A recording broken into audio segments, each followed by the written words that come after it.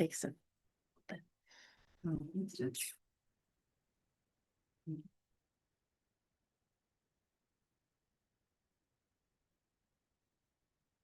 Okay, we are live on YouTube then. Okay, good evening, everyone.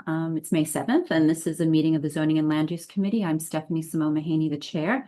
Tonight, we are revisiting the what is now known as the Staple site, commonly this project, 9305 Fifth Avenue, with the applicant team. This application is to rezone the site from an R6B C23 to an R7X C24. This evening's agenda, we will begin with a presentation or a brief summary of the last presentation by the applicant team, and then the discussion will turn towards the committee. And after the committee discussion and questions, we will open up the room for comment. Both here in the room, this is a hybrid meeting, so we do have some attendees online as well. So, Paul, if you'd like to begin, thank you. Thank you very much. I'd also like to address some of the points that were raised in the last meeting that were not addressed as adequately as we might have liked. As soon as you could get the presentation. Yep. Great. Sorry. I know there's some new faces here, but we did go through an extensive description of the project at the last meeting. I'm just going to hit the high points. This is a proposed rezoning that would result in an 11-story building that you see here. And it would involve 20,000 square feet of community facility space and 30,000 square feet of commercial space. Those numbers are slightly different than the numbers you see on the screen because they're gross numbers. They include the below grade spaces as well. The parking would involve 75 spaces that is a number that we've kind of chosen. And we're going to talk a little bit about how that number works into the planning. The number of units in the building will be 292, and there will be 88 of those units as income restricted. And they'll be income restricted at a rate of 80% of the area median income, which usually involves a range. A third is like 100%, a third is 80, and a third is 60. But the average will be 80. So there are three issues that I'd like to address before we open it up to questions. The first one relates to transit and traffic in the neighborhood. The second relates to issues of water and dewatering. We're just going to touch on that quickly. And then the third relates to the affordable housing units. We'll get into that in a little bit more detail. We'll switch to the next slide. So this site was subject to the city's environmental fast track program, which means that it didn't involve a big enough impact on the neighborhood. And this is pursuant to the Environmental Review Act to trigger a more extensive study. And so we did not provide a traffic study with our environmental package. But at the last meeting, people had a lot of questions about traffic and transportation. And so we've prepared some materials in the last couple of weeks to help explain some of the details about the way the site would work. So here you see the site, in fairly close proximity. I want to make note of the fact that, first of all, in this neighborhood, 55 to 60% of the people take the subway or don't drive anyways to where they want to go, according to public records. May not be your experience, but that's what the data says. And this proposed 292 unit building with the 30,000 square feet and stuff, this would involve, from a residential perspective, 30 trips in the AM and PM peak hours.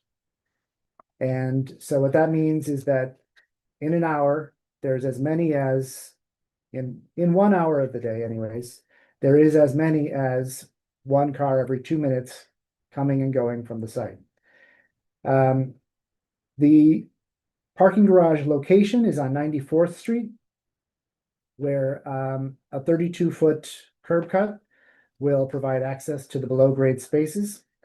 And that location has the effect of keeping cars off of Fifth Avenue and sending them to 4th or to sites to the east and west. That number, even if it were subject to secra entirely, would still not trigger the full EAS. Seeker is the environmental review. Correct. Pull to the Well- next slide. We pull out a little bit here at the scale of the neighborhood and show the site's proximity to the the interstate expressway, the Gowanus, the bridge, and the main arterials, Fort Hamilton Parkway and Fourth Avenue, and the Belt Parkway. And this shows that within a short period of time, those 30 peak hour vehicle trips would disperse amongst the larger network. And this sort of redundancy is this sort of, since there's a huge grid here and people disperse into it, the redundancy makes the dispersion of the trips happen very quickly. Switching to the next slide, we did a study of the commercial uses at the site, and the proposed uses that I just described would have the effect of having between, well, roughly in the AM peak, only 20 trips to the site, and then in the PM peak, there would be about 50 trips. And again, those would all be handled in the accessory parking garage. There's a 27 space self-park parking structure below the building for users of the commercial space. And then switching to the next slide, if you pull out again from the region, the story is kind of the same with the dispersion of trips through the grid and the location of the Gowanus relative to truck traffic.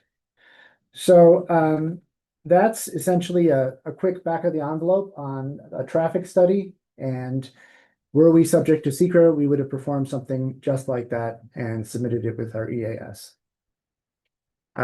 So hopefully that answers questions about traffic for people who had questions last time. If you'll go to the next slide. Just the next one too. There we go. So what you're seeing here are the below grade spaces with the curb cut for the subcellar parking and the loading berth. And what I'd like to show here now is how these loading berths will directly affect the 94th Street frontage. If you'll go to the next slide. So what you see here is Fifth Avenue, where we have a 32-foot curb cut for the 50 parking spaces that exist for the Staples use that's there now. And that 32-foot curb cut would be sealed. We would add a curb there as part of the construction. And the 94th Street curb cut, which is kind of blocked by the Zoom participants here, would replace it. So it's a net zero effect relative to curb cuts. Which is to say that anybody who's used to parking on the street on 94th Street can now park on Fifth Avenue. If you go, Wait, sorry. So when you're coming up 94th Street, the curb cut is into the building that way, yep, going in that way. And then the exit is in and out from that same section. that's right. And that's for both residential and commercial vehicles? That's right. That's right. So an 18-wheeler will be able to get in there? No, that's the loading Okay, berth that's just next to it. If you see, 94th is a one-way street, right? correct. it It's is. a narrow one-way street. Basically one lane with parking on left and right side. You see here, there's 3 lanes, 2 for parking, 1 for, yeah, exactly. Okay. So just wanted to understand the schematic to see where the entrance was. Yeah, we just ran this by DOT yesterday and they had kind of a similar question and suggested that the curb cut that we showed on our plans might have been a little bit too narrow for 2-way. But the 32-foot is, from taking both curb cuts, including the space between, and adding them together. So it's pretty consistent with what would be expected for a garage like this. Thank you. And then as we showed last time, the below grade space also includes like a place for grocery drop off and pickup of groceries, and grocery cart storage, along with the self park for 25 spaces, and then another 129 spaces for residents, which would be attended and with stackers and that kind of thing. 129 slots for parking? I thought you said 75 spaces for parking. And then Yeah, 29. 75 spaces. So I should clarify that. We went over this in detail last time, but there are a couple of different parking numbers. 75 is essentially the requirement, and we could even waive some of that, but that's the requirement that is pretty much, it's dictated by zoning. We've decided that voluntarily we'd like to provide additional parking because we think it's a good idea. And we've heard from people that that is a good idea. If you have a different opinion, where you think, more or less is warranted, we're kind of open to it, because we do have some flexibility there. But the idea is to have a large attended parking space, attended parking lot where people would valet their car, they would drop it off and then go up into the building. And then for the grocer, much like the grocery store at 81st and 4th, you would have a 25 space parking lot. 91st, 91st. Harvest, sorry, that's So that's 91st. further- So Food Town is on 91st Street. That has. On Third Avenue. Yeah. You mean on Third. 81st? No, 91st. This- But there's another one further down on 84th, so 83rd and I'm 3rd. sorry, I wrote it down. and, 81st is just to Brooklyn make Mall. sure, Both of those have parking. it's the Brooklyn Harvest at 81st and 3rd. That Yeah, no so that's longer the big one. It's across the street. If we- So- Yeah, right. It used to be a It's gas across- station. So it is across the street. I'll keep. And notably, if you look, Closed commercial building for that lot. Okay, Okay, I just want to Yeah, keep yeah. it to So the sorry. So presenter, just- yeah. please. Let's get through the presentation. and just anecdotally about that lot, going back through Google Maps, for the last 15 years or whatever, there's no more than like 7 or 8 cars parked there at any time. I mean, again, it's anecdotal. We didn't study it, but it doesn't seem like it's. Parking lot is very different. Sorry. I have to correct them when it's wrong. All right, I didn't go to Food Town, so I have Which no, is, with supermarket Okay. near there. We'll continue with the presentation. so Okay, so. we yeah, have so- 25 spaces. So it's your required 75. Yeah. And then, but you can embellish it up to 129 with stackers. Right. I mean, we can embellish it up to quite a bit more than that, but we've decided that 129 is about where we want to be. With stackers. You could turn to the next slide. There was another question last week about displacement. Somebody in the audience made note of the fact that our racial equity report, which is a document that is required to be submitted with any rezoning application, noted an intermediate risk of displacement on account of the new building. I just want to explain that in a little bit more detail. In the last 15 years, there has been a 9.2 increase in population in Bay Ridge. And there has been a 1% increase in housing units. That's about 500 units or so in that 15-year period. And there have been depends on who you ask, 0 to 5 affordable units. So all of those new units have been market rate, and it's only been 1% compared to like the Brooklyn rate of increase in housing units, which is 13%. And in New York City as a whole, it's 10%. That includes places like Staten Island and stuff that don't see a lot of development.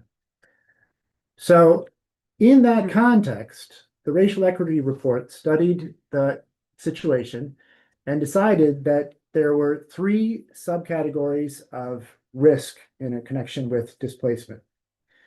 There was an intermediate risk of population vulnerability, which relates to the likelihood of facing instability in your life. So an example for me, my mother raised me, a single mother, that is a sort of a risky proposition. There's only one income earner in a family. If there's a change in circumstances, housing could be at risk. That's an example of population vulnerability. And then there's market pressure. And market pressure relates to the cost of living, demographic. We all know the rent ain't getting any cheaper, right? So market pressure has an intermediate level of risk. And then housing conditions, which relates to the percent of the units out there that are not rent regulated, the percentage of units out there that are older and maybe have deferred maintenance, those are the highest risks associated with this neighborhood. And so part of the reason why that is a high risk is because there has not been any new housing built in Bay Ridge in the last 15 years. And so if that is of concern to you, and it should be, because we all have kids that need a place to live, we all have, changing circumstances in our lives. Lord knows it's like, it's not exactly stable out there, right? The world is like chaos right now. It'd be good to have other options. So, don't mean to overly dramatize things. But none of these studies look at the starting points for comparatively speaking, like Bay Ridge or CB10, I should say, fairly well built out. Some of the other communities, like if you look at Williamsburg, it's not a fair Apples to apples. comparison to, so I just want to be clear about that. These comparisons. I think there's some truth to that. I think also, though, that the people that live in Williamsburg would say that they love their two-story brick warehouses, Also, So- a lot of people that live in Williamsburg are not native to the area as well, even with all of these new high rises. That- Just if we're talking about community, like, So I just, when we're referring to it, just another dimension to the Yeah. conversation, but okay. All right, Thank you well, for but- explaining that. Yeah, so I mean, 0 affordable units though in 15 years is, impressive. I mean, it's like, there's not many other community districts in the city. In fact, this community district is one of the 12 lowest producing affordable housing districts in We're the on city. the list. You're on the list, right? Of newly developed, but it does it in a 5-year metric. I just want to be clear because we also have a very large number of rent stabilized units, comparatively speaking, in the built Well, environment. that's good, but again, though, your yeah. housing conditions is No, no, I highest just risk, was- so I that's just- not that many, yeah. relatively speaking. And I to just be want clear, to- we're not opposed to Just development. yes, No, I Okay. just want, correct. Okay, well, all right, so we can, get into like the 12 districts and all that stuff if you like, but we can also just put it on. So listen, we're proposing 88 affordable units here. These are units that would be rent stabilized essentially, they're forever affordable. They're never gonna go up beyond the minimums that are shown here. The marketing will be done by a professional nonprofit marketer. Maybe you're familiar with the Fifth Avenue Committee. That's who we've agreed to partner with to market these units. And there is a community preference. Now, we talked about this a little bit last time, and I think I might have misspoken. There was a lawsuit involved that has gotten rid of the community preference as a policy matter, but it's kind of aging out. And right now, there is a 20% requirement for community board residents. And in 2029, that's going to go down to 15%. And eventually it'll be 0. But the way that the Fifth Avenue Committee will market these units is first they will market the first 5% of the 88 units to people with mobility issues, the disabled. And then they'll market another 3% to people with hearing and vision issues. And then they'll market 20% of those units to members of Community Board 10, people that live in the district. And then after that, there's another community preference for New York municipal employees. I salute you. Right. so those preferences are being implemented, Those preferences are required by law. required, but the others are being phased out. The you're saying. community board preference is being phased Phased out out. gradually. Yeah, Okay. it had been 50% initially. Today it's 20, it'll be 15, And by the time this project is finished? probably 15. Okay. Okay. Okay, so look, this is our building in the context of the neighborhood. I know everybody is thinking, oh my God, this monstrosity, it's gonna be so big. It'll just change that. It kind of blends in, I mean, it's not.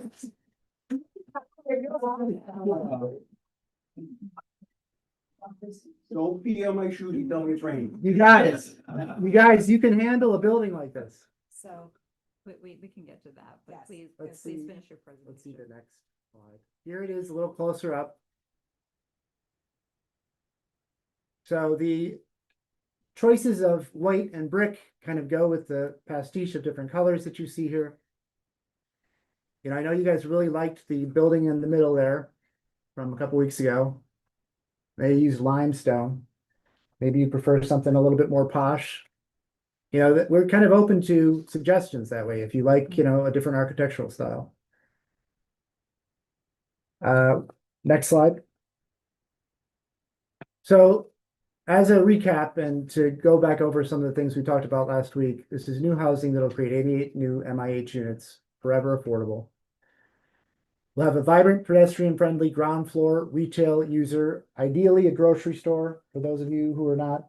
Okay, you're shaking your head. So some people don't like grocery stores. No, it's not that, it's just that we don't need another grocery store for there. All right, well, I see on all the blogs that, people are looking for a Trader Joe's, a Lidl, or a, That was a joke for Century 21. Oh. It's a joke. well, It's a local joke. so we have LOIs with Lidl, Yes. so I mean, or one of those guys, I forget which one.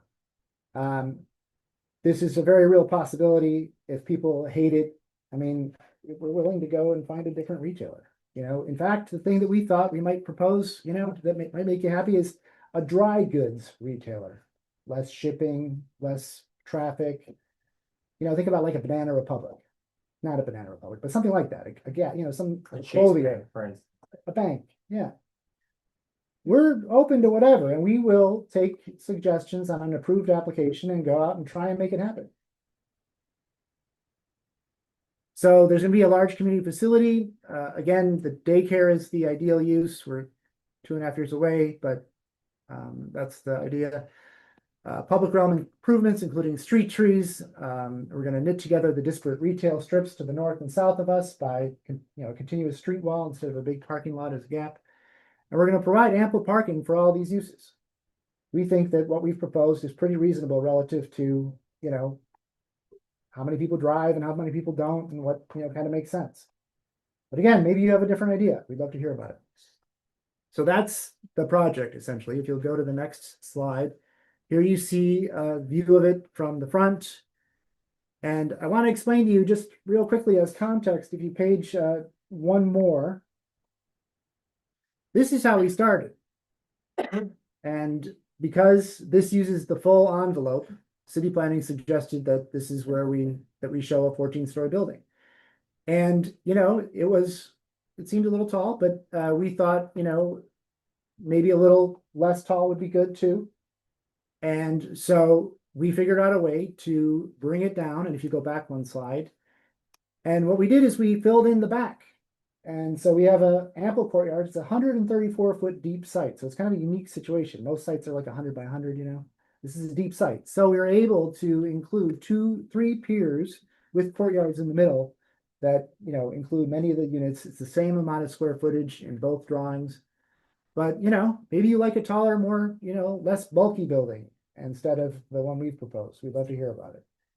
And so this is the best one we thought that we would like to go with, and this is what we proposed. This is what we are seeking your approval for, and we respectfully await your comments. Thank you. Thank you, Paul. I appreciate you coming back and answering the questions that were raised at the last meeting.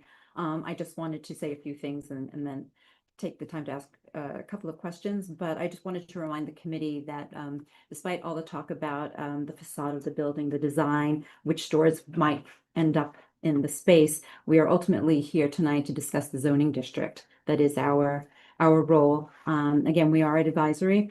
We are not opposed to development. We have said that many times. We would like to see development. We know that it's going to happen, but we do have a duty to the community to listen to their feedback, also to make sure that contextually it respects the area.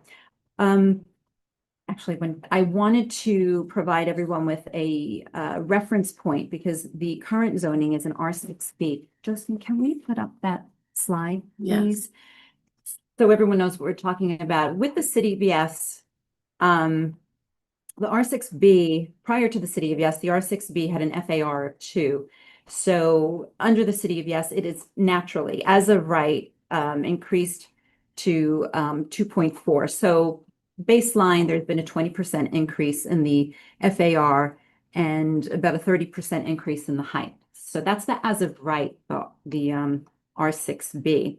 What's being proposed is the R7X, which is the last one on the bottom. So going from the as of right, which is R6B, meaning as of right, meaning you can, if you build into that space, as of right, the community board has no say in that. Mm-hmm. The R7X would be 150% increase in FAR. That's significant. And in terms of height, at 145 feet, that's about 123%. No, I understand that the proposal here is not to max out the height, but if we're looking just at the zoning district, anything can happen. And with the community board has dealt with this before, sites are sold and it's sold with the zoning. It doesn't revert back. So that is what we are considering this evening. So two questions right up front. I don't know if you ever considered the R6B. Was it feasible? Is it feasible? And then why was no other consideration or discussion given over the intermediate zoning districts? Why jump straight to the R7X? Well, we jumped to R8 and then figured out a way to do it at R7X. But maybe Daniel, Yeah, I think I You wanna- answer that I question. think I want to touch upon that, Stephanie. So first and foremost, the as of right plan Mhm. exists and it is fully functional. That said, it serves no benefit to the community. I'm not going to be able to accommodate you guys in any way. Please There's explain. no parking in that building, zero.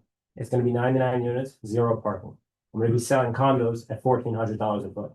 I'm not looking to do that. I don't think it benefits you guys whatsoever. I'm going to run away with the 2x return on my money, and that's it. You guys don't get benefited at all. These In are my, not condos. in that plan, These Yeah. are this is rent, rentals. correct? So the. So wait. No, I just want to make sure the reason why there are no affordable units, you're not required under the, right, because there's no zoning change. 2.0 The two is two. standard, and then the 4.4 is affordable. Okay. It's voluntary though. So that's the short answer. Now, across the street, this has happened after we purchased the site. You guys approved an 11-story building. We've been very confused as to why they've had such different treatment here in the context of such a large building. Why is their 11 stories so much different than our 11 stories? That's one thing I'm a little confused about. I don't really understand the truth be told. The mass is completely different. This is a much larger envelope and the time, and I do have my committee members here who are all in agreement that one, it was not considered, certainly did not want to be seen as setting precedent, but it was not only the design of the building, but the current building that is there. I guess everyone has a feel for it. The street wall and the setbacks were such that it had is understood to be no impact or considerable impact.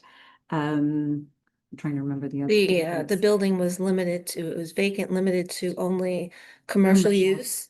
3 street frontages, wider frontage on Fourth Avenue. And Fourth Avenue is a much wider But avenue. it's adjacent to a school.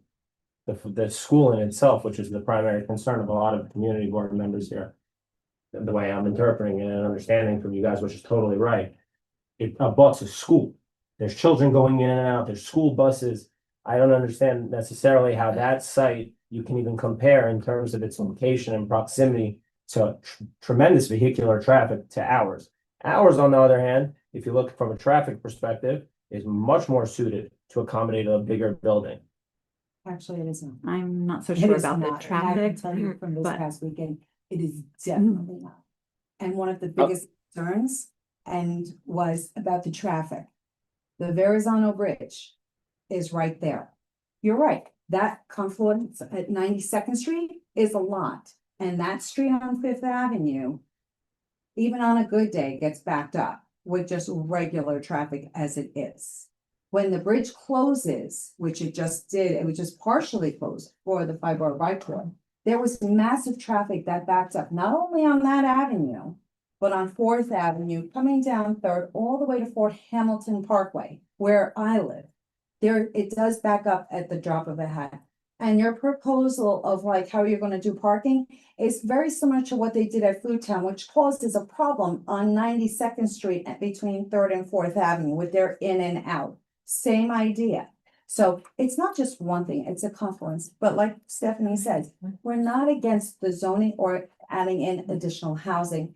It's the girth of this place is gonna add 1,000 people But into that- a so very can we- small space, 1,000 with just parking. to- That bring thousand it back. number, that thousand number was said by someone That was me. during your community. That was Right, me. okay, that because was not I did offered, the numbers, okay. yes. not given by the developer. Yeah. There are fewer units in that building. There are always compromises. And we did understand as a community that more housing is needed. And we are looking at this, unfortunately, we are looking at this piecemeal. And we would prefer to look at all of the rezoning in the context of neighborhood planning.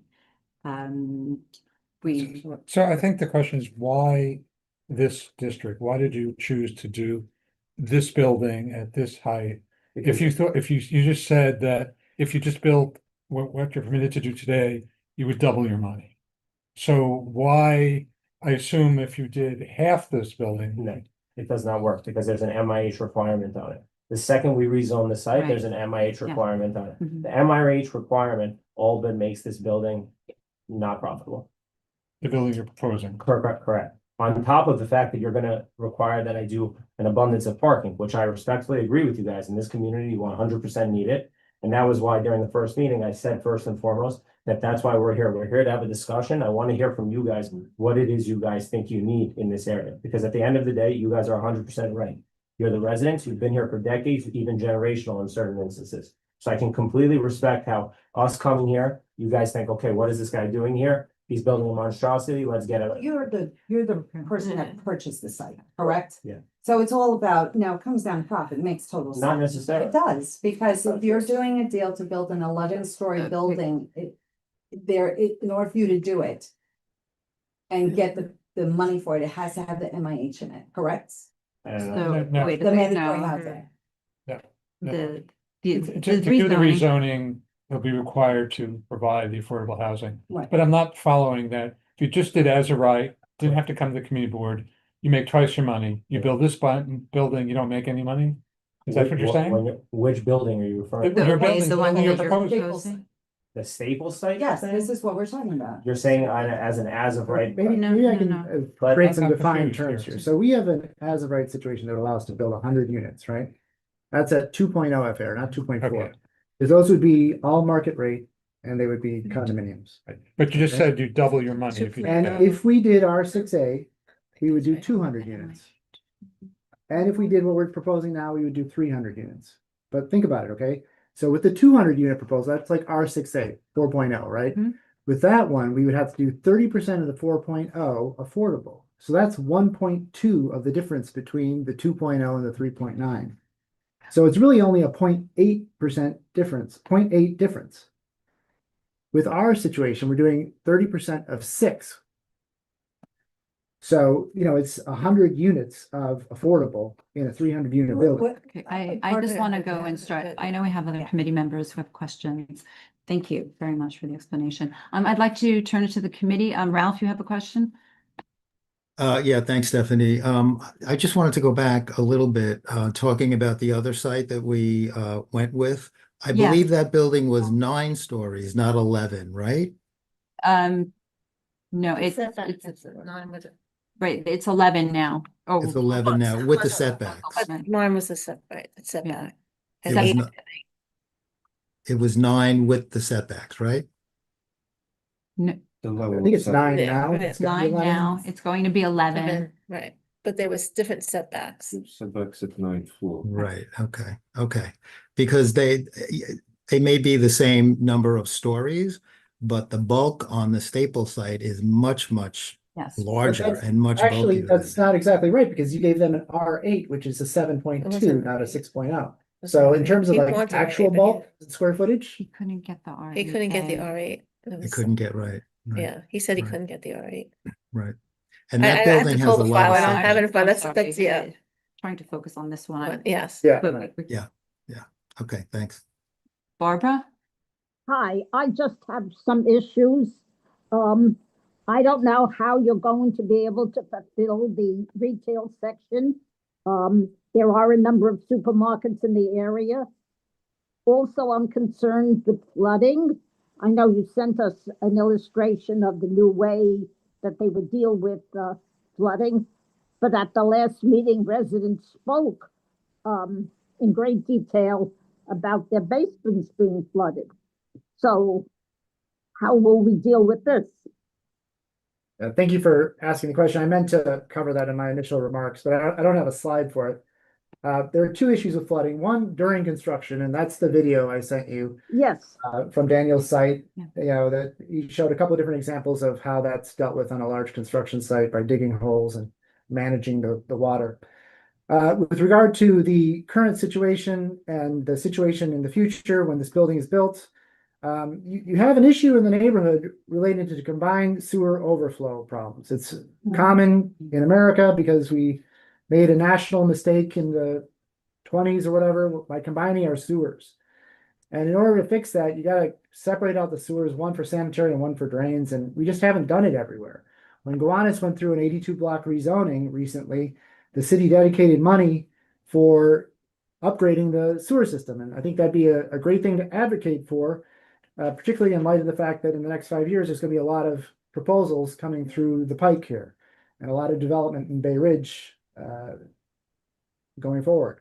Right, and that treatment plant facility encompasses the Gowanus area.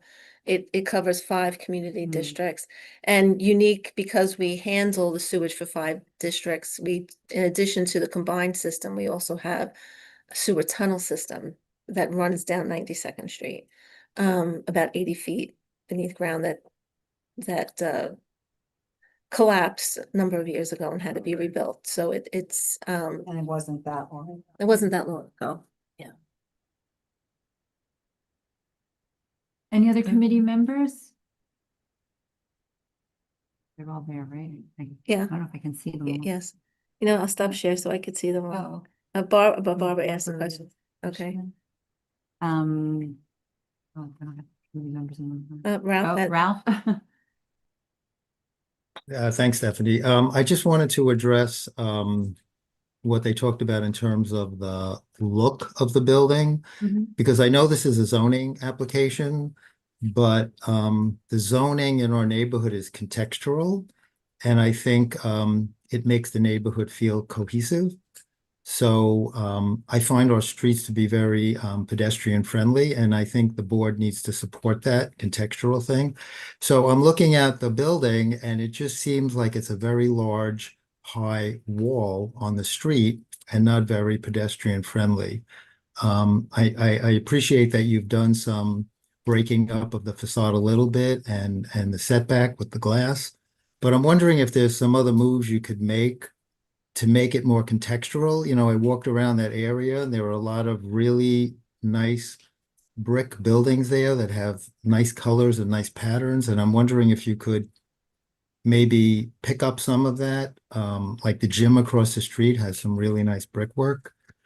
And also if you could break down the facade a little bit just so that the bulk doesn't seem so large and massive when you're walking down the street.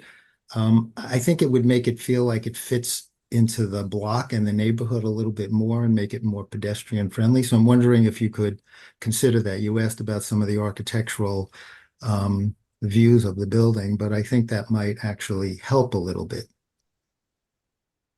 Yeah, absolutely. Yeah, we currently have first section of the building within 100 feet of the corner, which is not really touching the ground. We have dedicated that to the commercial use.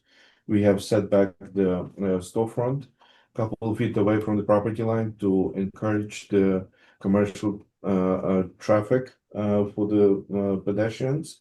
But we could break that down and bring the pillars to the ground in a similar way and utilize more of the local materials. Absolutely. This is Yeah, I not think set in stone. Yeah, no, I think that on the corner, especially because I was looking from like around 99th Street and 98th Street looking down, I guess, down Fifth Avenue. That corner is really, really massive. So I'm wondering if there's a way you can break that up and not make it seem so oppressive in some ways. Because I think walking down the street and walking up to the building, it just doesn't feel like it belongs right in the neighborhood or in Bay Ridge. I feel like it should look like it's contextual to the neighborhood and that block. So Ralph, first of all, thank you so much for the communication on that. I think that's something that can be easily achieved, honestly. We'll go back to the drawing board on that and kind of try and solve that issue, so to speak. Yeah, that would be great because I think it would help to not make it seem like just a blank wall on the street, you know, especially on the corner. I think that's just too much. Understood. I did have another question.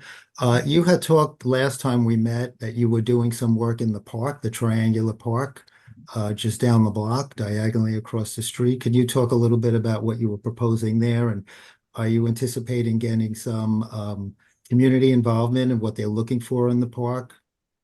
Yeah, 100%. We were thinking of just basic beautification there. Painting the railings, changing the trees, changing some of the flowers, basic beautification that we think will go a long way. We actually have proposals from several arborists that are approved by the Parks Department already. And we have been in talks with them to try and, proceed. But 100%, whatever you guys think, again, it's your community. We're open to hearing suggestions from you guys. Yeah, I think having the community weigh in on that a little bit to see how they want it to function. 100%. I know it looks very tired and worn now, and that would help, but I think the community should have some involvement in that. I agree, 100%. Okay, Thank you, great. Ralph. Thanks. Doris? Doris, you're on mute. Okay, Ralph said something. He said should be contextual. And in order to be contextual, it has to be a lower height. The height of the building is unacceptable. Thank you, Doris. Barbara, you have your hand up again? Right, back to the issue of the supermarket. There's in contract, a supermarket, Super Fresh or something like that. That's already in formation on 88th and 5th. There's Food Town a block away on 92nd and 3rd. So I don't know how another supermarket would fit into the picture. I think it's kind of unrealistic in terms of the size of the project to be expecting another one so soon. Okay, thank you, Barbara. I mean, I think the supermarket, first of all, we were of the opinion and we heard from the local community that you guys wanted supermarkets. So that's why we went out to the market and studied it. What? No, but it's not entirely from the blogs. It was from Even if you people. walk around, Yeah. you can tell where all the supermarkets are. They're within this, one is literally across the street, the Met Fresh. But respectfully, a company, one of these national grocers, they're not stupid people. They run detailed analysis on this. They're not doing this from a place of no knowledge. If they're gonna stake their claim and put up this big of an investment in the neighborhood, I can't I say. guess you're in discussion with somebody. Not discussion, we've had LOIs written. That's the step Okay, before our okay, lease. understood. They're gonna put the little guy out of business. So Okay, there's, we're just trying to- understand, 100%. obviously, it's like, it doesn't just come out of thin air, it's like, oh, we'll just do this, we'll put a. No. And all that, right? No, I understood, so, but. As one of the other folks that people. We have people raise their hand, and we have people local- here, so we there have to are local, open it up and then community greenhouses, discussion. and there are supermarkets in the area already, a lot. Even with, all within walking distance, even for those with special needs. Okay, Oh, I'm Seems gonna, like we were mistaken on that. But- so- okay, aside from the okay. supermarket But the discussion, thing was, is most people are gonna say, we're not against the development, it's the height. Keeping within the current zoning, you would not have to be met with such. well, passion. we agreed that So- contextually, I think there's a consensus there, but I'd like to go to the public. There are some people who are attending virtually and they would And- like to Yeah, participate. and people in the room. In the room, So, Yeah. okay, so Alice, Coman? Alice, you should be able to unmute. Hi, can you hear me? Yes. Okay, I appreciate that. A lot of my concerns were mentioned, but I want to go into a little bit more detail. No matter how many times, how much parking is there, this is going to bring more people who need parking to the neighborhood. It's gonna bring, the residents are gonna need more parking than what's allotted. The people using the commercial space are going to need more parking than what's allotted. And we already have an issue there here in Bay Ridge with that. And in regard to the Verrazano Bridge, it's closed often due to high winds, the upper level. Okay, it can take me 45 minutes to an hour to get from the Belt Parkway to 97th Street. I have to go around and it is jammed. So that is a big concern. And that is during rush hour. Okay, thank you, Alice. Okay, sorry. I'll make this bigger. Sorry. I was gonna put, I just, Can I ask you a question? No, I'm sorry. Just if you- we'll do one and then do we'll one do. and then I'll turn it Okay, I'm over. sorry. Thank you. Victoria Hoffmo. Victoria, you should be allowed to speak now.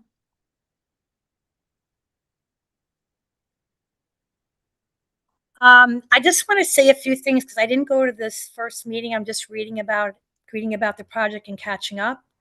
And I wanted to say that I think people have a false idea of what Bay Ridge is. First of all, Bay Ridge is very affordable. It's very mixed. It's very diverse economically, ethnically, and age-wise. It's a kind of a model community. And so when you talk about things like these old buildings or you can only live in a co-op, people like the neighborhood as it is. My concern is, besides the bulk and going out of the zoning, because I worked in the zoning for a long time with our former councilman, I'm concerned that people are going to get displaced. It sounded like what you were saying was after a certain amount of time, there's not a priority for people in the neighborhood to live there. So how is it actually helping the community? Yeah, I mean, I think the point I was trying to relay with the slide earlier was that the risk of displacement right now is intermediate, which is, a concern. And the way to address that is to build more housing on a rolling basis, meaning, make up for the last 15 years of, very little housing being built by permitting projects like this to move forward. But can I just say something? Because we had this discussion with the city of Yes, and we were basically told that we haven't had a lot of construction. That shows that our neighborhood is stable and we have good architecture, not concrete.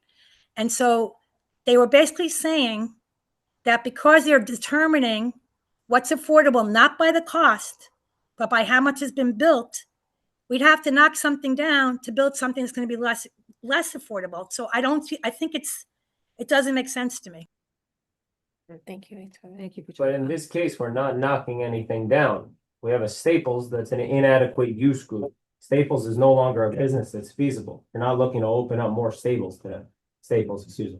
There's no more use for that. This big box retailer, as you can tell on Century 21 site, that pretty much I think everyone here can agree, because I've heard this as a consensus, has been an ire to your community for a long time, sitting there dilapidated, not a very good looking, that use is completely antiquated.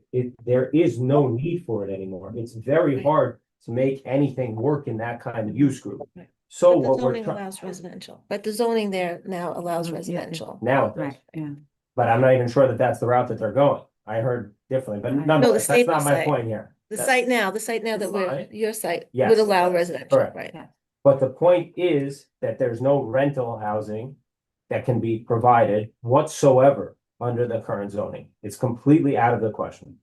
I cannot do it. It just, anybody in this business, you can talk to anybody. It doesn't need to be me. It can be anyone that you guys know. At the numbers that we're in it for, it just does not work whatsoever.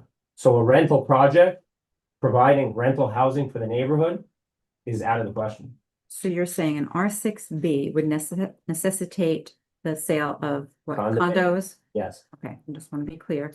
I think Carmelo, thank you. Thanks, Stephanie.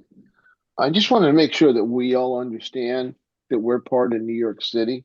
And New York City has currently a rental vacancy rate of 1.4%, which is way below the 5% threshold for being called a housing emergency.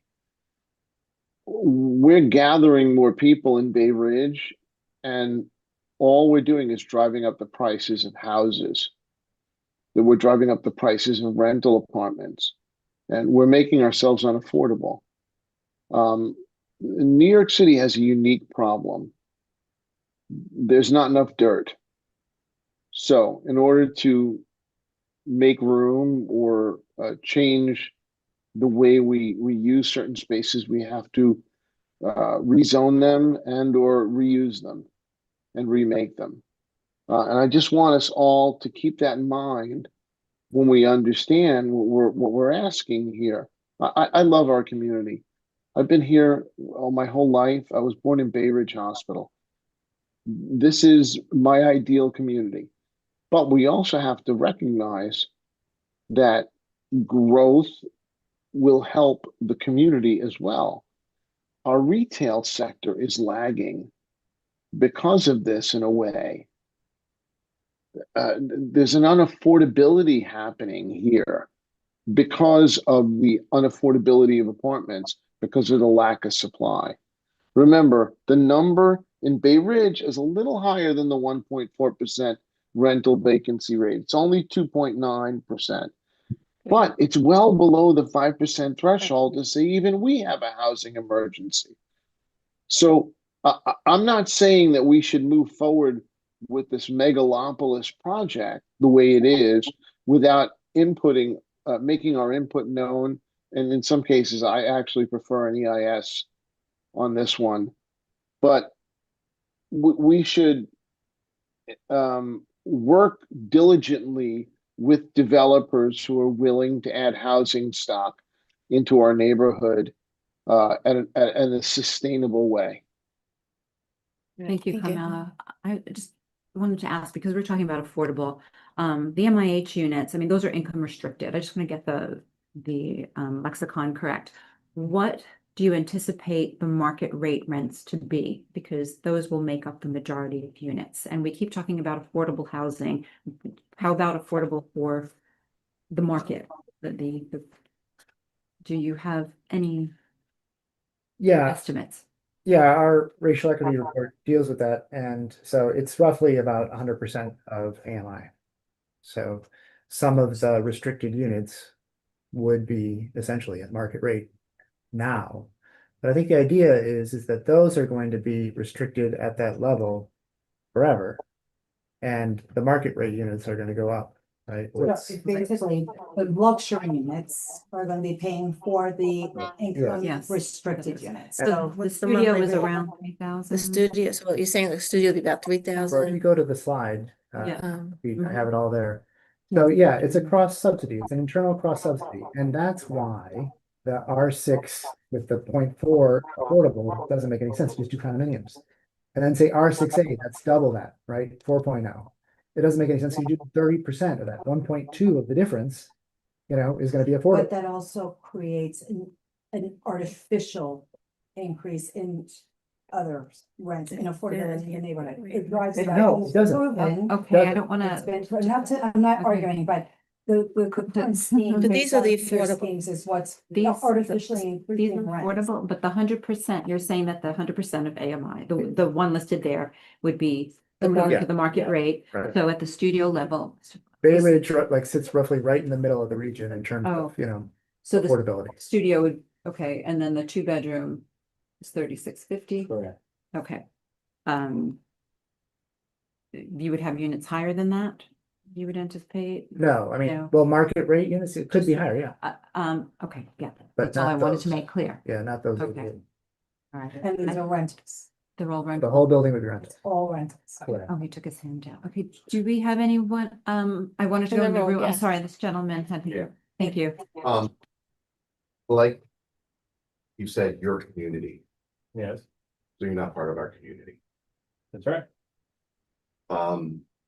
I'll see there's a lot of concerns over the height of this proposal.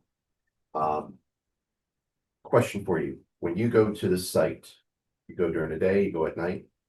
What about We've been at night, we've been during the day, and been there upwards of 50, 75 times. find parking easy in the evening? Yeah. Really? You must park in the Staples Park. There's 50 parking. I park in the Staples parking lot, the same way my tenants will. Okay. So it's the same system. No, it's So, It's Okay, Uh, and I just need to keep the the cross discussion, section. but so yeah. you're gonna have like 129 spaces for the residents have at least 600 residents. No, where are you getting 600 from? Well, you got 292 units, Correct. right? So you're gonna have, all I saw was a studio and 2 bedroom. No, You know, single, 1 bedroom, Yes. 2 bedrooms, 3 bedrooms. correct. So how many tenants are gonna be in this There's 2 building, people in each of the 600. The studios are generally speaking one tenant. right? That's what the studio, 1 bedrooms, at least half are gonna be one tenant. Not in New York. Well, New York. Not in New York. You can Yeah. have up to 5 people in a 2-bedroom. Yeah, but I mean, like, No. a couple doesn't need 2 cars, 600 people. I just don't want any cross Yeah. discussion, please, if you could just, Participating, what? living in this. Drivers, parkers, or We're people? talking about just individuals. And I'm gonna. Children too? Children also? Family. It's usually like between 1.8 to 2.4 persons per unit citywide, depending on, Okay, so it's like 600 or 700 max. that would include children. that's with children. Okay. So the average number of cars per person in New York, which is really low, is 0.47, Correct. right?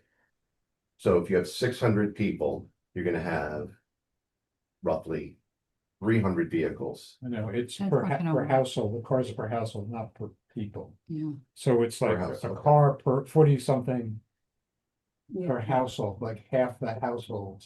Okay. So it'll be that exact Like number. 150. That's how Which you is- got to this number. So that's how you got to that number. But then there's also the retail, which is also the part of it. So you're looking at people coming and going in addition to residents. Do you, Frequency. do you have an additional question? I'm sorry. The, coming back to just the height of this building. Are there restrictions on the height of each floor?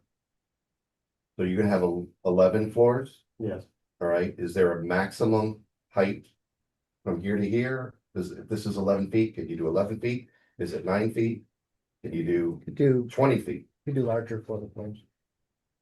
You have requirement for the setback from the front wall. At around 9th floor, you're supposed to step back from the street wall. And that is the setback that we provided on more than half of the building. I'm not, no, I, So that I don't the think I'm heights making are, myself the clear. heights are only limited to the maximum building height and to the maximum base height. There is no minimum or maximum height per floor to floor levels. But it is dictated by the maximum building height. So yes, short answer is yes. So if you could do a 200-foot floor or 200-foot not- building, not you can do allowable. 10 foot per Yes, exactly. and do 20 floors. Correct. Okay. Another. Well, the maximum building height Do you wanna go is here? 145. Oh. Yeah. I'm just giving you Yes, some round. yeah, that makes sense. I'm gonna switch back to online questions. MM, you could allow to speak? Hi, thank you. Why is this building allowed to ignore special Bay Ridge District zoning, which keeps buildings at 5 to 8 stories? It's that special district's primarily limited to community facility uses, and we are only doing 1 story of community facility use. To what uses? I'm sorry, I couldn't hear what you said. Community facility. That must be inaccurate because there is almost no building in On it. all of Bay Ridge that is above 8 stories Right. at this current point in time. So I hope that someone on the community board can address this in some way. Okay, so it's kind of a long answer, but a number of years ago, there was the creation of a special Bay Ridge district. The Bay Ridge district limited heights overall by zones, within zones within the district. Back in 2003 and 2005, the area was it was 2005, the Bay Ridge district was rezoned to contextual districts, meaning the R3s, R4s, R5s were rezoned, and each of those respective districts had height limitations on them. So that still is true today, that we have zoning districts within the Bay Ridge district that have limits to height and bulk and size. growth is permitted. The maximum zoning district, the highest zoning district currently in Board 10 is the R7A. The R7A before the city of Yes was about 7 stories, right? Am I correct? It was 80 feet. 80 feet. So 9 stories on there. now it is, no, but when the community met and we met with city planning to rezone the area, contextual districts were selected that mirrored, and there were also areas of growth.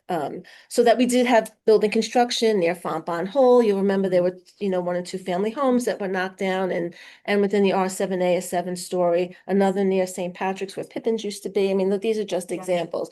So development does happen here within the district. So if you look at the city, if you look at the map of Bay Ridge, there are many different zoning districts. The largest one is the R7A that we have currently. Now, the board recently looked at some rezonings, and again, we look in the context of what's permitted within the zoning district. We do not have R7X. We do not have the larger. I would say that overall we are a medium contextual density district. So what the application here tonight is to change the zoning that is currently in place, the R6B, which would allow about a 5-story building. And the request is to make that larger, but there is no within the Bay Ridge district currently an overall cap to height, which did exist before the rezoning in 2005. Thank you. Okay. Appreciate that. Yes, in the back, yes. Residents of the island, because I live there and my neighbor lives in the parking lot. This is one of the neighborhood. So what's gonna happen is you're going to look, there's some construction right in front of me. This is a 3-floor building. Dust and no daylight whatsoever. Did anyone thought about that? So on every construction site today, for example, I have 2 active. One is Fuchsia Bay Road in Voorhees, also a highly densely populated area. Another one in Queens, in Crotona. There's a dust mitigation plan that's put into place day 1. There's a noise mitigation place that's put into place day 1, and the DEP covers it and goes through the sites and makes sure that things are being done correctly. If not, you get violations.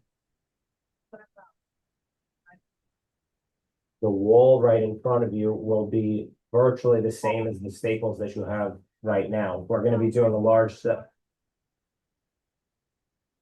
The way that the Staples is constructed right now, a large portion of the 40,000 square feet, especially on that backside, is covered by I think it's like 18, I don't want to misquote it, but it's a 1-story building and it's built to the property line on almost half of the site. So you have that same 1-story building that we're proposing, and then we have a setback. So it's not all that different. Plus what we discussed last time that I don't know if you were there. We are gonna have a landscape garden in the middle. So you're gonna be looking at something that equates to more like a park than a wall. It'll be a beautiful courtyard. It's not gonna be something that you're looking at a brick wall.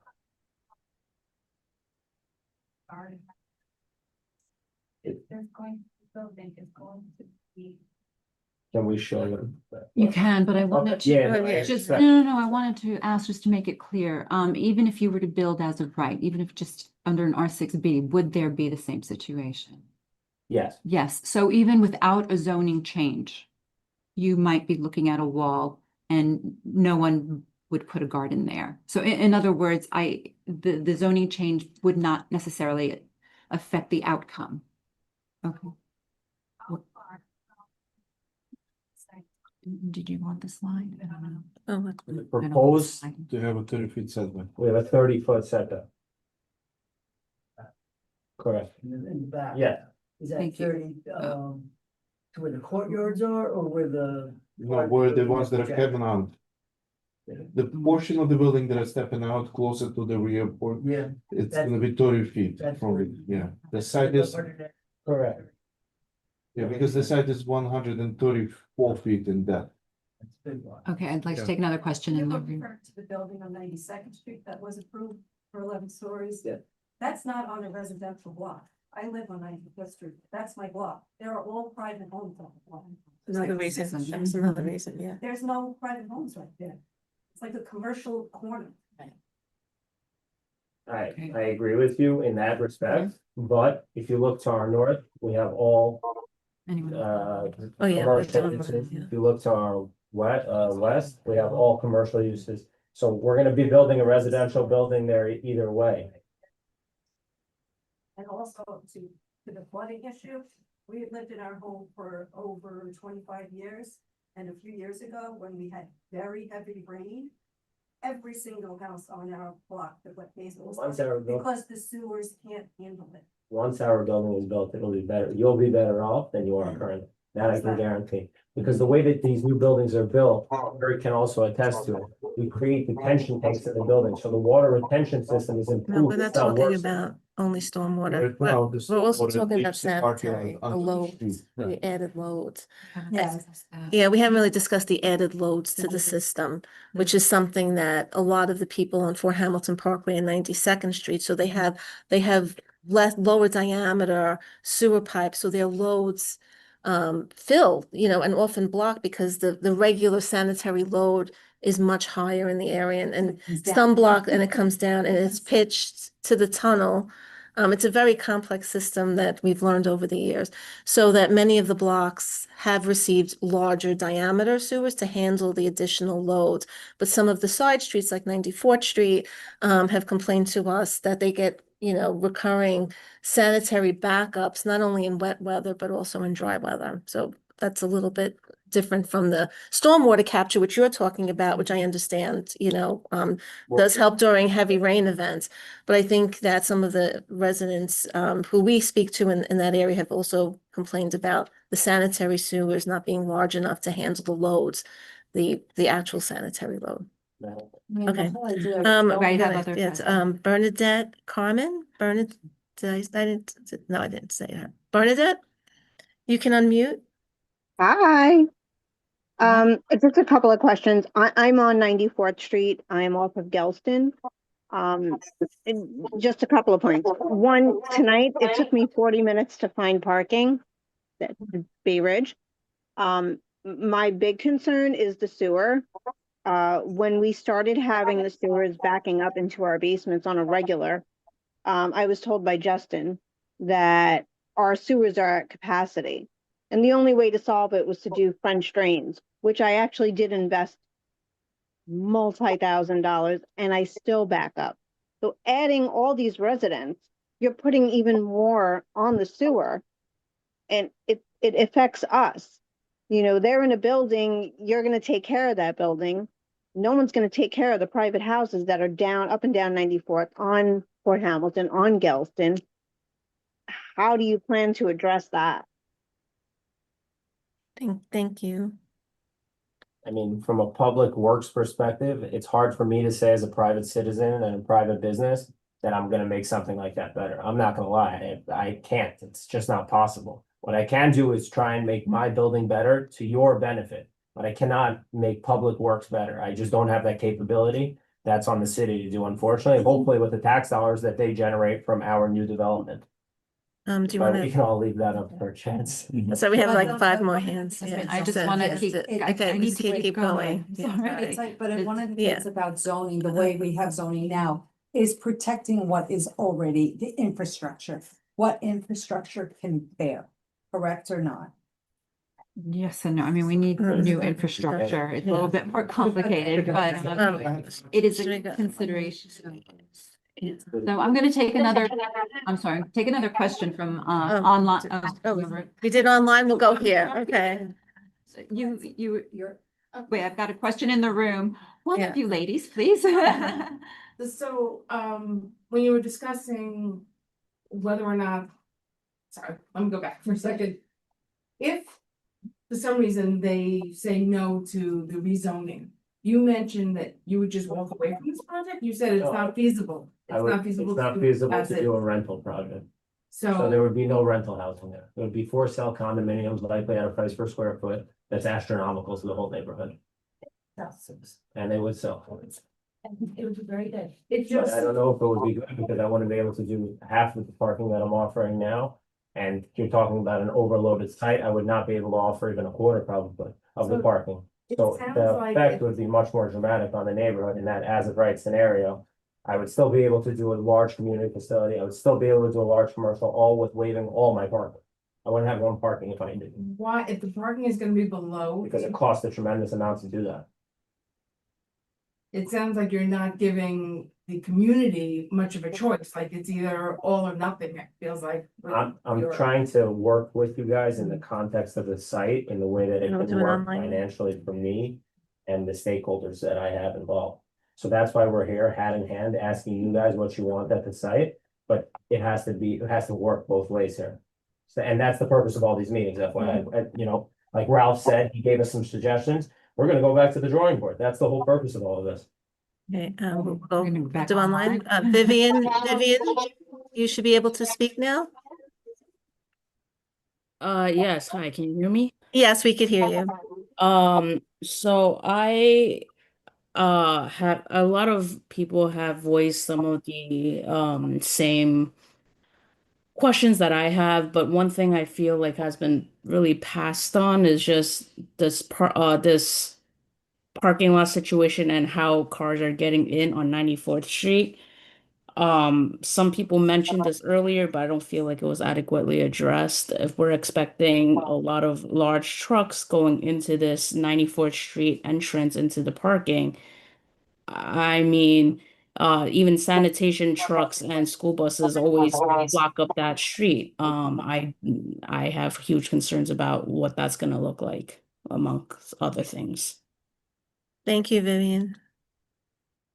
Trucks don't go in there. Yeah, well, so we would have a loading berth in that location, and we would have the entrance to the parking garage. The parking garage will have 8 reservoir spaces, meaning you can pull in and just pull right over for the valet to take your car. And then it'll have the self park a little deeper, and you know, the lifts even deeper than that. So I mean, it's a whole underground structure. Once you pull in, I think that's the end of the story. But you will have cars coming in and out, just like they come in and out of the Staples parking lot now on Fifth Avenue. And the loading berth will involve, you know, taking deliveries, pulling into the building, and backing up so that you can unload a truck inside the building. And those will all be facilitated by a 32-foot total curb cut in that location, which is the same size as the curb cut on Fifth Avenue that we'll be closing out. So wait, so for the supermarket, proposed supermarket for this space. Forget about the But supermarket. I'm just saying. We're not doing supermarket. You guys don't want supermarket, we won't do it. Right, but even if the 18-wheeler is delivering To the retail location. to the retail. But if it's location. not a supermarket, If there it's is no not, it 18 doesn't well. matter. It Retail, doesn't exist. Retail, whatever retail it is that's Okay. going in there, because that's what's also in this proposal. Correct. And there's an 18-wheeler But coming you're, in. you're getting Are you retail. gonna be losing spots along any on 94th Street or on Fifth Avenue in front of that building? That's gonna be a loading and unloading zone. No, Paul just told you that it's a net even, because the Fifth Avenue where we have the curb cut right now, we will just be shifting to 94th and that's it. There's not going to be any semi trucks either. It's And a dry use that doesn't. Because when there's commercial, there's gonna be deliveries. And how does that work? could They're have gonna wait for a parking spot? Are they gonna wait for parking or is it gonna be changing Right, zoning yeah. somehow? Because that's actually happened in Manhattan when they put the Whole Foods up to the top of the block. They took it out an entire street of residential parking and half on the side street for loading and unloading. Thank you. I just want to back into the room. I know you had a question. I had a comment and a question. And I just wanted to, I know Daniel, you mentioned before about the other building that was going up and why people are, didn't make as difficult a time here, but the difference is that there's a firehouse on where you're proposing. And as far as like emergency access, that was a big topic that came up at the last meeting too. And I think both places are gonna cause massive traffic congestion, but just in terms of safety studies and pedestrian safety, I know that Paul talked about the traffic study. One of my questions was, where is that data coming from that you looked at for your study? And not just about the traffic data, but also the data of, what you said, you guys were going to the community, asking questions, like, I don't know, I'm just curious how many people in this room got asked the question about, do you want a supermarket? Because I didn't. I don't, so I just, I'm like somebody who likes data and facts, and while I also am of the, let's shake on it, there still has to be data to back it up, and you're a business person and you know this, so I kind of want to challenge you guys to do the right thing and get a full environmental impact study done, a proper traffic study, a proper sewer study. I know you say you're wanting to do things for the community, you want to make it better, you care about what people are saying, you want to work with us. Like, I just feel like, I want to challenge you to do your due diligence. We have 4 more. Environmental study. Yeah, that costs $1 million. Does it? Yeah, but this is supposed to I'm be. sorry, really I need to keep profitable. order. Okay. I understand the EISU, Paul's response, the cost. I want to go back to thank you, I'm sorry, are you finished with your question? Well, I was just asking about the data. Okay, too, the data. well, that's coming On back. On the traffic, it's from the ITE trip generation database, which is what's used in Secra analyses. So, it's a database of traffic and trips that are generated. Urban planners keep track of that. Traffic engineers. Traffic engineers. Yeah. I'm just going to go back to the online Yes. questions. Okay, go back and forth. Mary Sullivan Whalen, Mary, you should be able to unmute now. Great, thank you so much. So my first question is to the gentleman. Have you walked Bay Ridge? I know the young man at the end last week said, oh, I grew up essentially in Diker Heights, which is fine, and how you come to have dinner in Bay Ridge. Wonderful, that's great. So a lot of this will never impact you. You don't live here.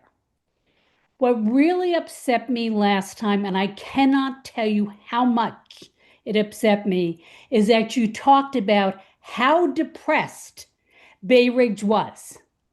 And I have to wonder what the hell you're looking at. You mentioned that there's a car dealership across the street, but you don't mention it's a BMW.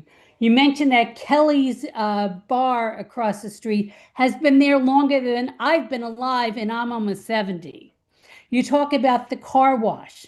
Are you aware of how many houses in Bay Ridge are going for, at the low end, $1 million? 1-bedroom co-ops are starting at 400,000. I don't think that's considered depressed. And so I really resent that. The fact that you've had the opportunity to do environmental and transportation studies and choose the easy way out really upsets me, because you started this by saying how many cars come in and out of the parking lot. Now, Staples. I don't have to go to Staples every day. I don't have to go to Staples every week. So don't tell me that there are one car every 2 minutes, because you're not really being honest with the people of Bay Ridge. This will not affect you. Last time, two of the things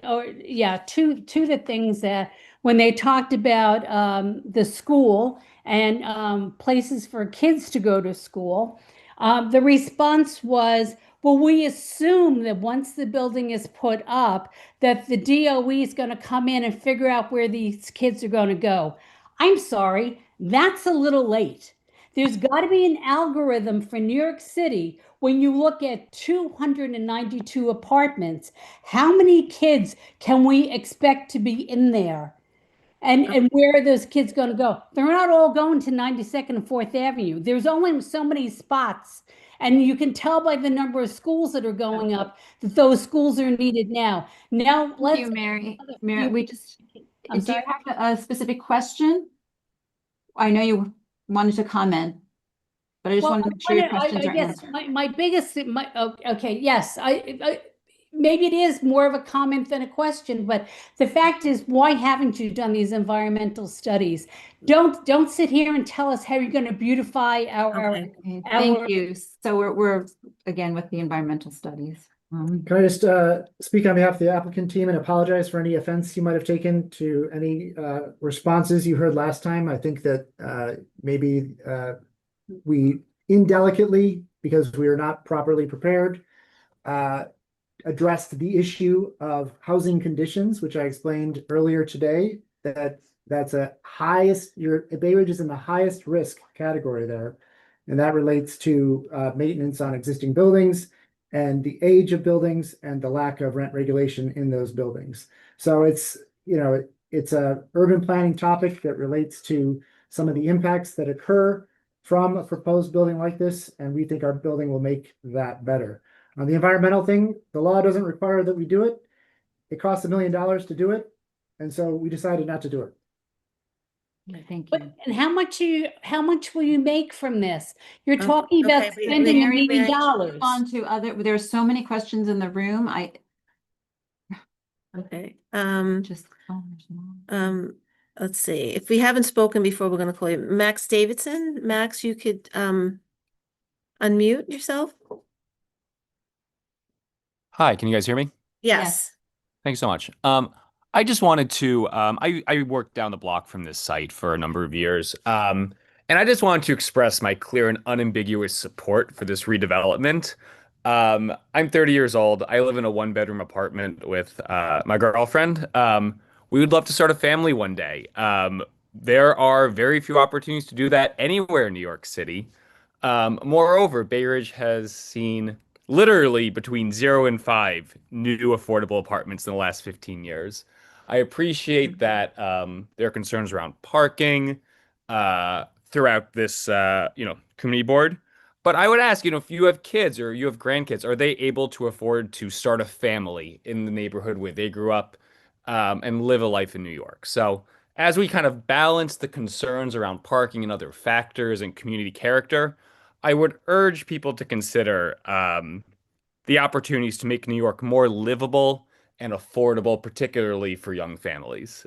So thank you guys so much. Thank thank you. All right, I'll go in the room. Yes. Thank you.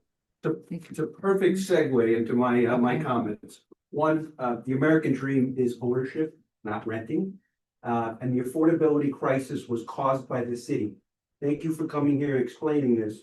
But why do Bay Ridge people have to foot the bill for a problem that was caused by the city? New York Post reports 50,000 vacant apartments.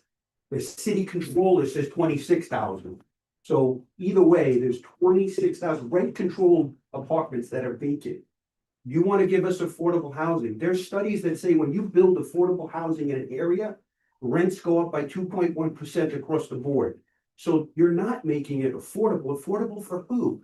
Bay Ridge was for cops, firemen, sanitation workers. Most of those people can't afford or can't qualify for your low-income housing, and they can't afford your high-income housing. $5,000 for an apartment, $4,000 for an apartment. So I would say, like, if you're going to do something for the neighborhood. This is not helping us. 15% of the neighborhood will get affordable housing if they're lucky enough or unlucky enough to qualify. How about some kind of subsidized purchase? I like the condos. Maybe we can find a way to make the condos more affordable. That is the American dream. Ownership. If you can't own a house, own a condo, own a co-op, right? The city creates issues, makes us congestion. In Bay Ridge, we're getting congested. You're gonna build 300 apartments. They're building 100 and something apartments on 92nd Street. City bikes, dumpsters. We lose parking every day. What are they gonna do? They're gonna charge us permits, right? They're gonna charge us congestion fees. They create the problem. We have to pay it. I listen, I want you to build plenty of places in Bay Ridge. I want you to build them, and I wish we took a city planning. Build apartments, build condos, co-ops, whatever, that people can afford to stay here. Honestly, I don't think your apartments are helping this neighborhood in any way, shape, or form. I don't think our people are going to be qualified for those low-income apartments, and the people who have jobs, the city workers that built this neighborhood, aren't going to afford your rents. So tell me, how are you helping the neighborhood? How are you really helping the neighborhood? So Thank you. I agree with a lot of what you said, truth be told. A lot of what the city does falls in our lap and we foot the bill for it. But in this case, we're building an apartment building based off market supply and demand.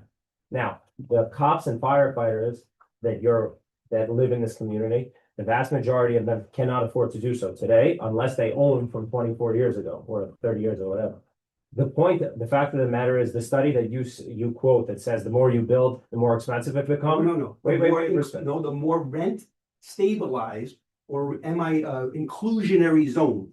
They say out in California and other areas, when you build rent, income limited apartments, they cause the rents to go up all around because of the subsidization. So now you have to charge an extra money to subsidize the apartment in your rent controlled apartment. What happens is the surrounding landlords see that you've charged $5,000. Okay, yours is brand new. They say, well, I was charging $3,500. Now I can charge $4,000. And so what happens is in various studies, the rent goes up across the board. So it becomes less affordable unless you qualify for the rent capped or the income capped apartments. So, honestly, in certain studies, you're hurting the neighborhood unless I'm lucky enough or unlucky enough to qualify for the income. So we have one person who Right. hasn't So spoken, then and your other people question, did speak. basic supply and demand. No, No. we're No. questioning, you're saying affordable housing. Build It's a plenty portion. of supply. Build plenty of supply and build it so that we can own it. And so the prices will stabilize or come down. But by building affordable housing, I hate the term affordable, what Because you have actually luxury happens, and it raises the low- rent. Very low. It distorts the market and raises the rent. Okay, so just to be clear too, once the zoning is changed, there is a mandated component to provide the income restricted housing. But I'd like to move on because we still have many people with, I'm going to go back to online, switching back and forth, and Okay, then. Baton, I'm going to people who have not spoken. Baton, you should be able to unmute. Hi, can you hear me now? Yes. Sorry, guys. I was there earlier. I had to leave for dinner. Okay. You're back. Yeah, I see. Yes. So look, I've been a resident of Bay Ridge for 36 years. I do real estate. I am the reason that prices are going up higher. I'm sorry. I've rented 2 bedrooms in Bay Ridge for $5,200 at 830 square feet. I've sold condos at 1.6 million. So this development at first I was like, it's a little iffy, but it's good for the neighborhood. You guys want to know why? Yes, is it good for you? Because Yeah. no, so I don't know Daniel. I'm not getting the listing. This has no benefit to me. So most of my rent is that I rent the Narrows, the Atrium. These are people that are locally. It's families, that grew up in the area that want to move out and they want to basically start a family. They don't want to live home with mom and dad. And where are they going? They're going downtown Brooklyn. They're going to the city. They have the money to pay for these things. They want to stay in Bay Ridge. And also, it's a lot of older people that cannot maintain a home and they're selling it and they're coming back. Correct? Now, regarding the traffic, my office is a few blocks away. From 10 to 2 o'clock to 3 o'clock, Staples area, that block is completely dead. You don't see now 5 people walking by. So again, I don't think it's going to cause the traffic that you guys are worried about. The 2 buildings that went up on Bay Parkway, those are 30-story buildings.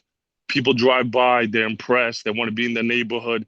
This is 1/3 of that. You won't, it's not too big. Like you guys are making this way bigger than it is. All right. Okay, Thank you. Okay? Thank you. I'm being honest. This is a good thing for the neighborhood. I Thank agree you. with this. And so do most of my clients. Thank you. I'm gonna go in the Okay, on the room. Go I ahead. didn't hear that last part. Did somebody repeat it? Oh, yeah, right, okay. The green, please. I don't kind of want to comment on any. You said the environmental impact study, the sewage study, whatever, cost $1 million, right? What about the people who their only investment in life is their $1 million house that surrounds this? That is not going to be even sellable. Their sewage Maybe I is could backing up into their. answer this question with a, sort of a thematic answer, because I mean, it comes up, right? I mean, traffic. Literally. Sewage, you know, this is the public works kind of thing, right? You know, you don't control that, right? But it kind of works. My impression of the way it works in New York City, and Barry, maybe you can comment on this also as a longtime city mover and shaker.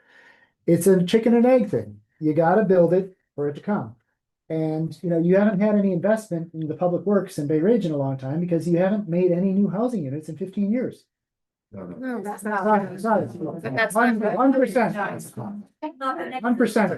Okay, 1%. That's not. 500 units for the Okay, whole I neighborhood. should have gone first. No, I. No way. No way.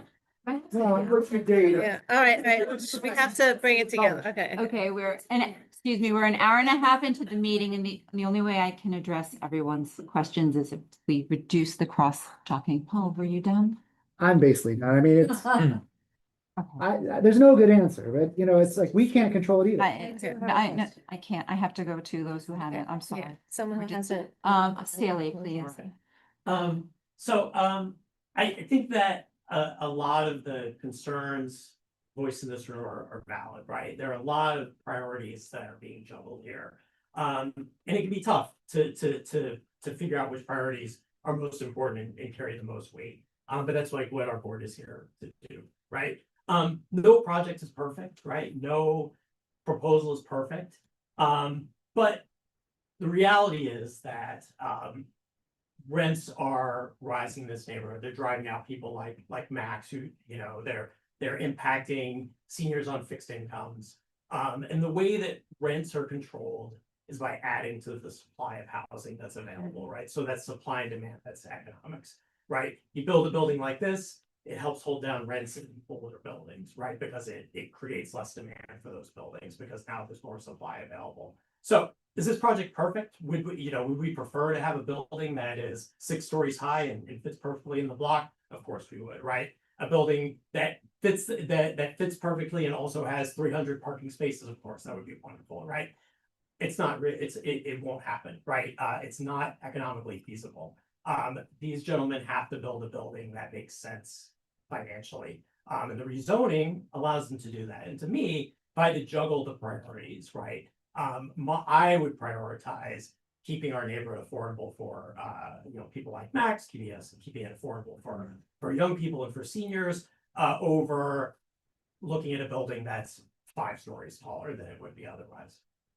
So just a quick response to that, just in terms of supply and demand, the way it would work in a perfect world is that there'd be no distortions. We're talking all things being equal. So as soon as you introduce the income restricted, that opens up a different maybe approach. And I understand the different perspectives on whether or not adding more supply would necessarily reduce rents overall or not add to the increase. But I'd like to keep in mind this doesn't necessarily have to be an all or nothing proposal. We do hear you. No, I'm speaking for the community. But I know that there are a couple of other questions in the room, but I'd like to get through them quickly so that we can turn it back to the committee. You had a question, sir? Would it be possible to eliminate part of the commercial space and make it into parking spots so that there are adequate number of parking spots? And second question is, what do you think the annual payroll for parking valets will be? You're going to need at least 5 different shifts to cover parking valets 24/7, 365. You know, 100%. so how much is that going to cost? $500,000 a year? Is it going to be paid for entirely by one of the cars or spread out amongst the whole building?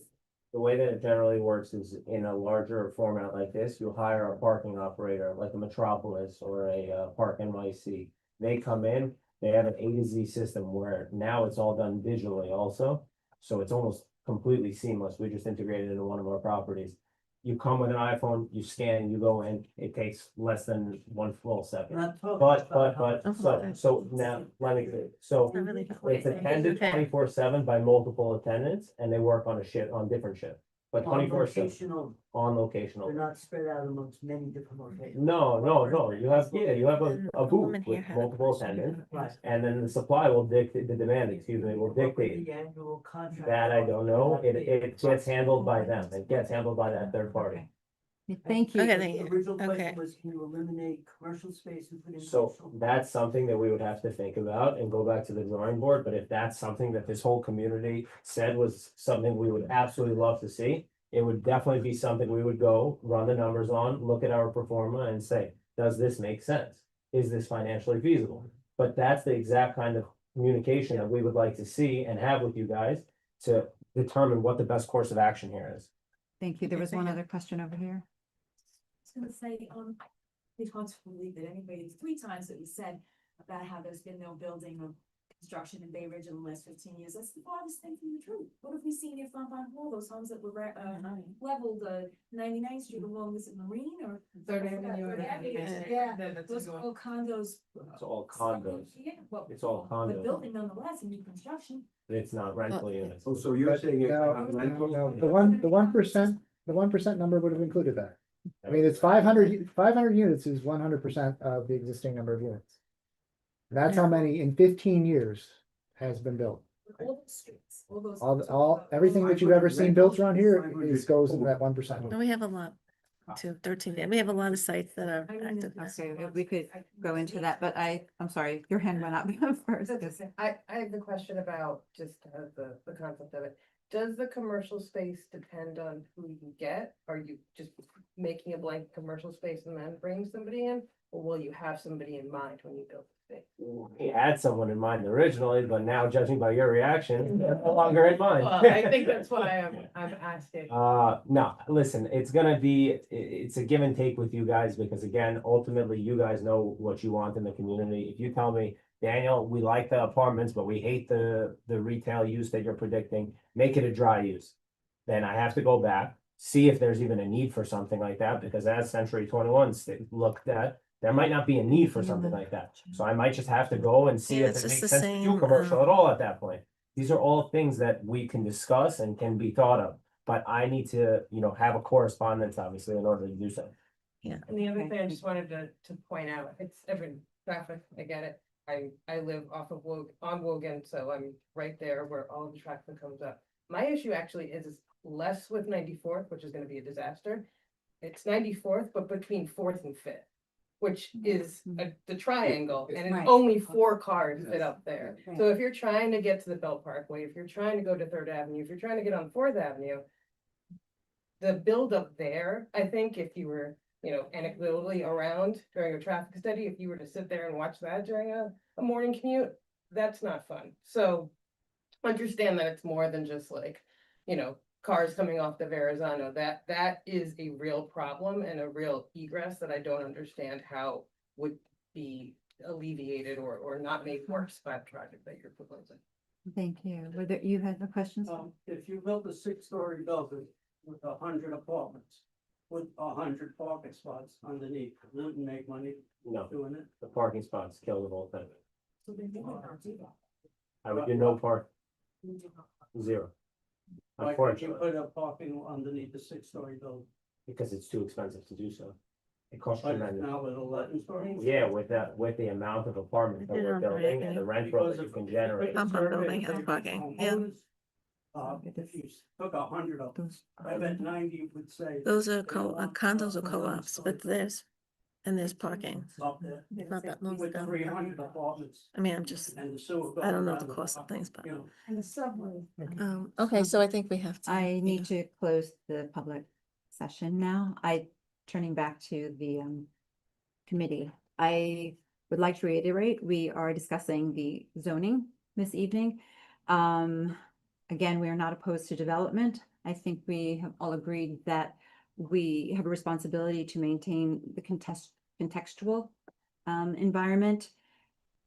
The R7X has proven to be very bulky. I think there's been a consensus. No one has said that we don't want housing, but I would recommend then that we discuss another zoning district.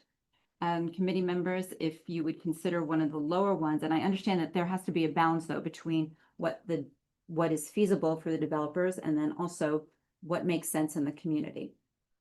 Any recommendations from committee members? I was looking at an R6A, but you have heard from the developers regarding that. I would invite your input.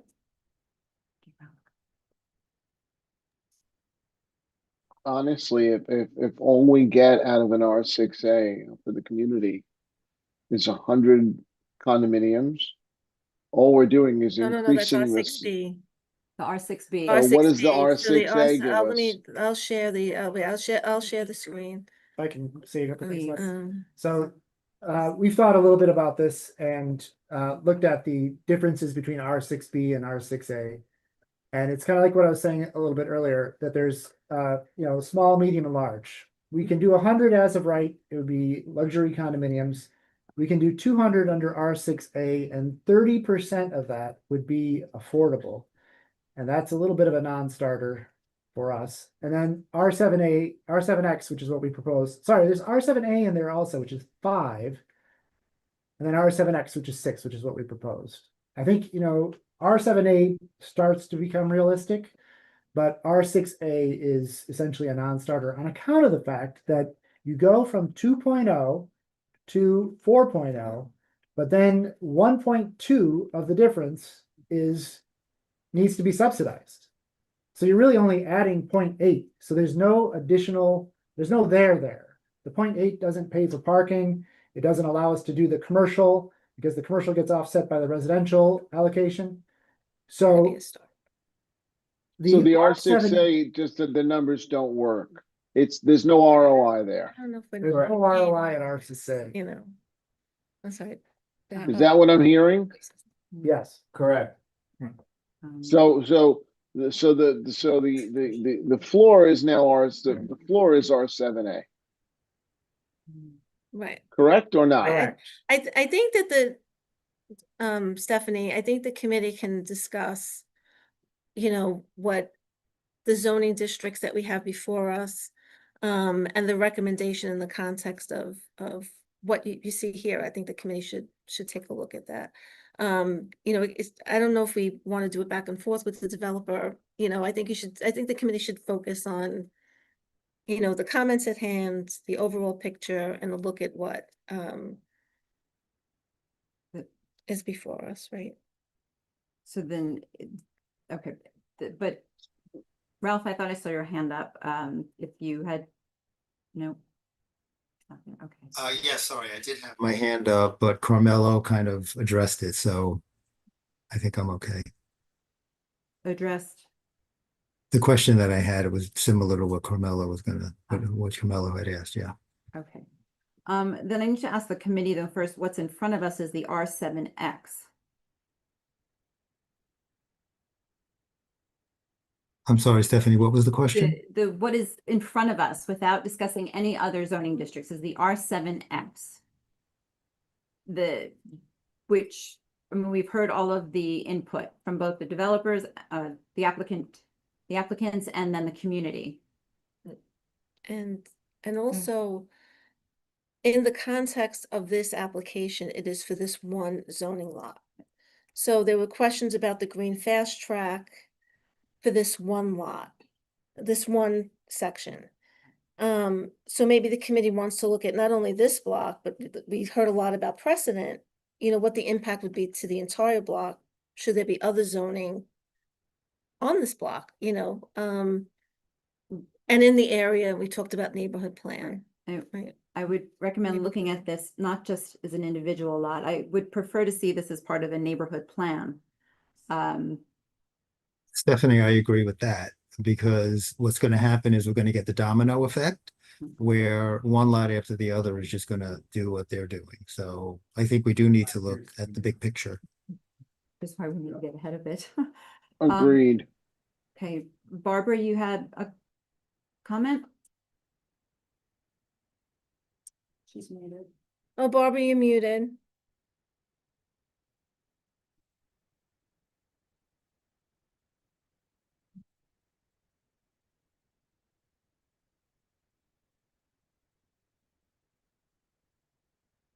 Still muted.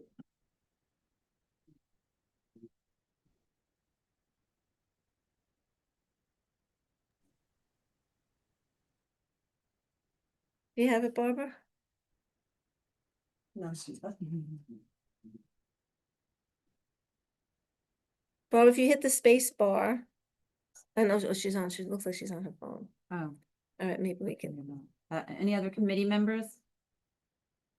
Like to I mean, Doris- at this point, it almost seems Doris like we had her should hand call the raised, I'm question. sorry. What- I think no. Doris had her hand Oh, raised. Doris? Doris, you're on mute too. Sorry. Okay, got it. I would say R7AX is the most egregious possibility here. And we have to go back that the developer knew what the zoning was when he got involved in this lot. So he has taken it to a very severe extreme that will have a huge impact on our community and ripple effects down the line. I think I am totally opposed to the R7X. I could accept a lower designation, but not this. Thank you, Doris. Ralph, is your hand up again? Yes, yes, it is. I have a technical question that has nothing to do with the zoning. Do you want to continue to talk about zoning, or can I jump in on that? Will it help the decision here? No, no, not at all. It has nothing to do with zoning. I can hold off until we finish talking about zoning. I guess I have a question too for Barry, maybe about the green fast track. Because this was confusing to me, and some of the questions in the chat spoke about the the impact and precedent. So in a green fast track application, it's an incremental increase that's looked at. So this is 292 and it said 250. So I'm still confused by that. So the way environmental review and having done and read probably hundreds of environmental reviews over a 30+ year career at Department of City Planning. The problem is that the way environmental reviews are conducted, it frequently is not all that helpful. And the reason for that is the way these things are constructed, and they are basically a house of cards where you pull and cut out, the whole thing collapses. Is what happens is you look at a site and you say, what will happen on that site if this is not approved? So in this case, they look at the site, they said it's R6B does 100 units. He wants to do 290. We only have to analyze the difference, which is 190 less than 250, thereby no environmental review is needed. But let's assume it was the old rules and you were going to say, you had to do an environmental study. You still would only be analyzing 190 units because you'd be still subtracting the as of right. And so then what you're looking at is not really what the project would generate. You're looking at some hypothetical of what the difference would be. And that doesn't really tell you what the real effect of this building would be. So the real question here, I think, is how is this project going to work within the community? You presumably know this community a lot better than anybody else. You know where there's traffic problems, you know where there's sewage backup, and you have to basically consider it in that way. And don't I wouldn't really depend on an environmental review to tell you what you already know. So you know where there are problems.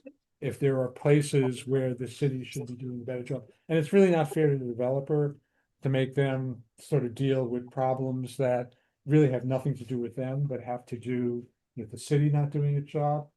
So, I really think in the context of, and this is actually an opportunity for the community to sort of say, we'll support this, but the city has to, step up and deal with the sewage issue. They have to commit to making improvements, and where there are problems with traffic, the city has to do it as well. But the problem is it gets exasperated. And the people who live in the community thank you. are feeling. Understood. We're still in committee. Doris, is your hand up again or? Sorry. No, okay. we do need a motion, and so I'm just going to put one out there that is obviously up for discussion. The R7X does not seem to be, there's no appetite for it. So the motion, I would like to include that we look at this in context of a neighborhood plan, and I will at least introduce, I would suggest the R6A. That's on the table, but it is open for discussion with committee. Are we allowed to do that? Or are we just allowed to Yes. vote on the art? We're allowed to make We're recommendations? advisory, yeah. We're making, Okay, I like A that. I'd like to recommendation. second that then, Stephanie. okay. Right. Any discussion? Then call the question. Have chat here, call the question. Second. Yes, There- Doris, is that calling the question? No, I was seconding the motion. Oh, okay, Carmelo then. Oh, I Okay, misunderstood. okay, all right. Well, then that's our starting point, the motion. Ralph, are you voting? Oh, okay, then I'm calling. Sorry, I had a question. Good Do question. you want to vote first or? No, does it have to do with the, we're Yeah, still in discussion? yeah.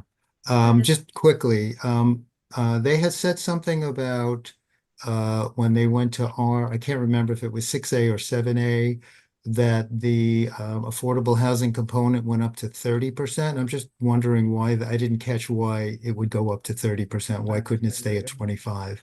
Please.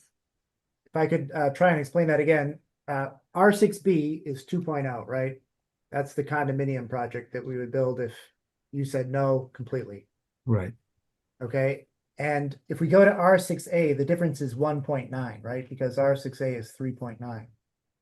But the difference is that the 3.9 is subject to mandatory inclusionary housing. And 30% of the units in the 3.9 would need to be affordable. And those have zero profit and need to be cross-subsidized by other units in the building. So 30% of 3.9 is roughly 1.2. So that brings us up to essentially 0.7 of additional capacity. 1.2 plus 0.7, 1.9. And the 0.7 is what we would then utilize in order to pay for things like a deeper subcellar, or maybe devote to some commercial uses, or what have you. The only way that the program that you see today, you can't just like lop off a couple stories, really. Or you certainly can't with R6A. It would change the project pretty dramatically. So in our view, you got to go higher for it to be realistic to R7A or R7D. Okay, Thank you. Okay, thank we you. have Yeah, a- I got it. Thank you. So we have a The motion motion. is on the table. Now we Just gonna call the question. Call the question. Yep, calling it. All in favor? Aye. Aye, okay. Yeah, Doris, I. Thank you. Barbara? Is anyone Ralph else? is aye. Aye. Yes, aye. Raising my hand and everything. Aye. Anne? Aye. Okay. Any opposed?